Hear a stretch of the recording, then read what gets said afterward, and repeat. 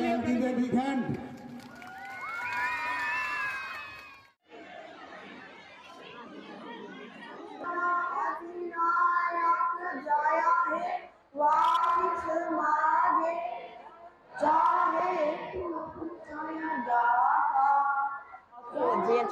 And that's what I advocate for humanity. So that's why I encourage you all. আমাৰ Brahmaputra valley একাডেমীৰ নতুন সংযোজন 2024 চনৰ পৰা আমি ড্ৰিম 50 আৰম্ভ কৰিব ওলাইছোঁ। ইয়াতে আমাৰ বিশেষকৈ এইচএছ ফাৰ্ষ্ট ইয়াৰ বিজ্ঞান শাখাত পঢ়া ছাত্ৰ ছাত্ৰী বৰ্ডৰ লগতে তেওঁলোকৰ বিশেষভাৱে IIT আৰু JEE NEET আদিৰ কোচিং অভিজ্ঞ শিক্ষকসকলৰ দ্বাৰা দিয়া হ'ব।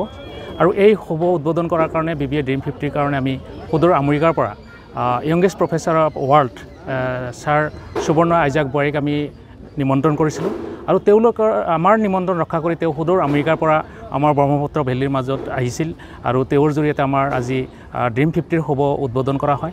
আৰু তেখেতৰ যি বহুমূলীয়া ভাষণ আৰু সেই ভাষণৰ জৰিয়তে বা তেখেতৰ উপস্থিতিত আমাৰ এই বৃহৎ অঞ্চলত ছাত্ৰ ছাত্ৰী যথেষ্ট উপকৃত হ'ব পাৰিব আৰু তেখেতৰ জৰিয়তে বিশেষ ইনস্পিৰেশ্যন লাভ কৰিব পাৰিব।